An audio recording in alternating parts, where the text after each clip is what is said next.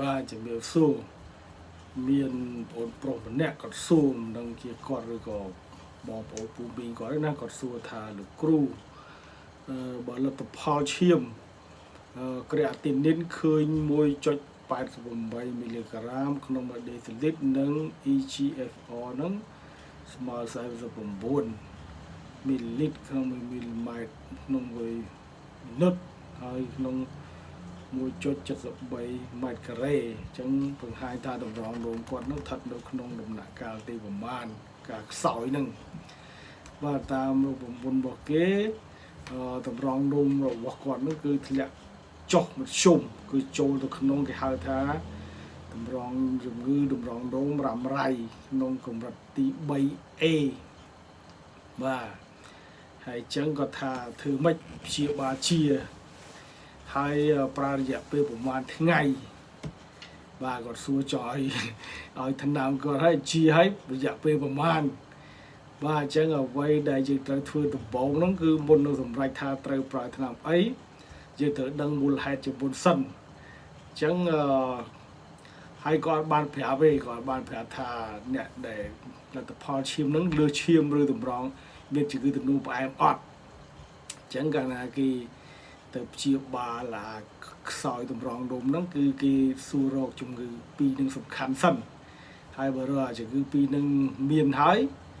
គឺគេព្យាបាលទៅលើជំងឺពីរហ្នឹងណាធ្វើមិនកាត់បន្ថយជំងឺពីរហ្នឹងទៅអាតម្រងនោមយើងហ្នឹងក៏គ្រាន់ខូចដែរតែបើយើងចង់ទៅព្យាបាលតម្រងនោមមកទៅព្យាបាលយ៉ាងម៉េចទេណាបាទហ្នឹងតទៅគ្រូពេទ្យឯកទេសអាតម្រងនោមមកដើម្បីសួរគេប៉ុន្តែ ជាធម្មតាកាលណាឃើញលទ្ធផលអញ្ចឹងគឺគេព្យាបាលមូលហេតុជាមូលហេតុហ្នឹងអាចមកពីលើឈាមឬមកពីជំងឺទំនោរផ្អែមបាទអញ្ចឹងគេត្រូវដឹងហើយកាលណាហើយសប្តាហ៍ថ្ងៃហ្នឹងគាត់ប្រើថ្នាំអីខ្លះណាជាពិសេសគឺពួក NSAID ឬក៏ប្រើថ្នាំផ្សះណាហើយថាប្រើថ្នាំពួក painkiller ហ្នឹងអាថ្នាំបំបត្តិការឈឺចាប់ហ្នឹងឬក៏ប្រើថ្នាំផ្សះអត់សប្តាហ៍ហ្នឹងណាហើយចំពោះការព្យាបាល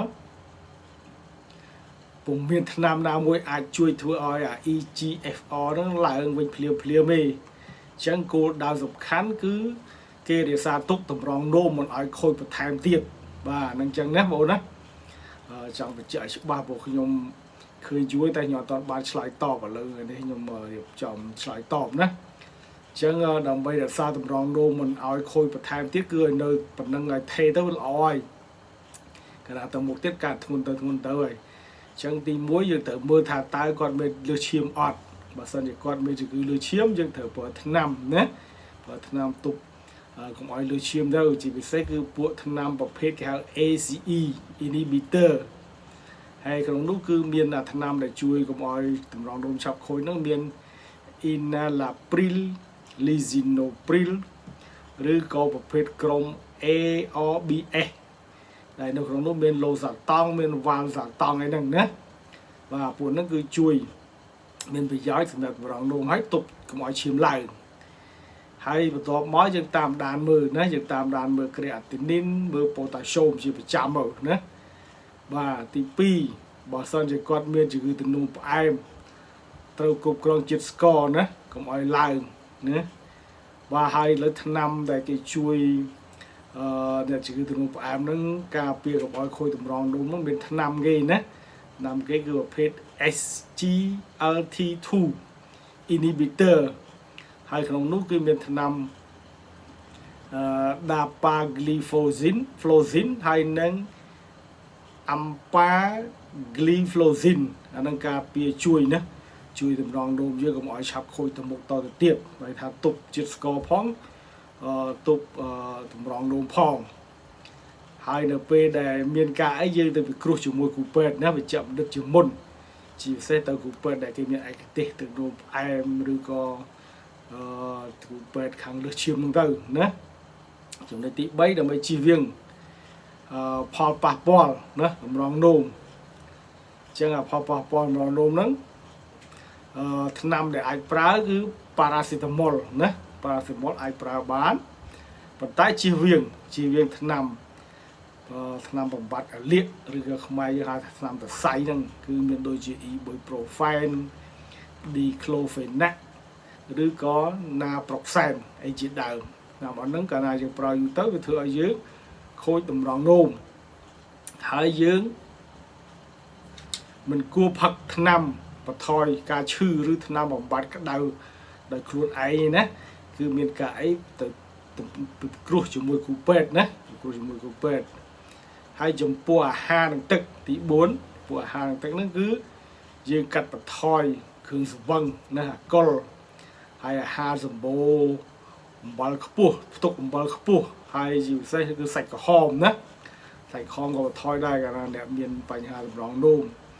ហើយផឹកទឹកតាមសមរម្យប្រសិនបើគ្មានជំងឺបេះដូងឬហើមណាអញ្ចឹងយើងផឹកទឹកតាមសមរម្យបែរថាលំមមកតែបើអ្នកអត់ឈឺអីសោះក៏មានសុខភាពល្អហើយចង់ការពារកុំឲ្យខុសគោះតម្រង់នោមគេឲ្យផឹក2លីត្រកន្លះណាក្នុងមួយថ្ងៃបើយើងមានបញ្ហាម្ដងនោមឬក៏បេះដូងយើងផឹកបាន2លីត្រកន្លះយើងបានតែ1លីត្រក៏បានដែរណាព្រោះយើងនៅមានបាយមានស្លអីថែមទៀតចឹងហើយបន្ទាប់មកយើងត្រូវទៅពិនិត្យបន្ថែមបើតាមដានអញ្ចឹងតាមដានអីគេបើថាពិនិត្យជាតិសាច់នៅក្នុងជាតិសាច់នៅក្នុងទឹកនោមគេហៅប្រូតេអ៊ីនណាប្រូតេអ៊ីននោមហើយតាមដានសម្ពាធឈាមហើយតាមដានជាតិស្ករនៅក្នុងឈាមណាជាប្រចាំទៅហើយកុំភ្លេចតាមដានមុខងារតម្រង់នោមហ្នឹងគឺគ្រីអាទីនីននិង EGFR រៀងរាល់3ទៅ6ខែម្ដងណាហើយបាទហើយនឹងអ៊ុយរ៉េមួយទៀតណាអ៊ុយរ៉េមួយទៀតព្រោះតាមជំនាញគ្រូពេទ្យខាងតម្រង់នោមគេថាបើសិនជាគ្រីអាឡើងហើយមើលអ៊ុយរ៉េមួយទៀតបើអ៊ុយរ៉េឡើងទៀតអានឹងបានធ្ងន់ណាបាទហើយបើ EGFR ហ្នឹងតិចជាង45ឬចុះតិចតួចប្រញាប់ទៅជួបគ្រូពេទ្យឯកទេសខាងតម្រង់នោមណាបាទអញ្ចឹងសូមឆ្លើយតបជាមួយបងប្អូនប៉ុណ្ណឹងហើយបាទសូមប៉ុណ្ណឹងបានណាកុំឲ្យវែងពេកបាទសូមអរគុណសូមជម្រាបលាណា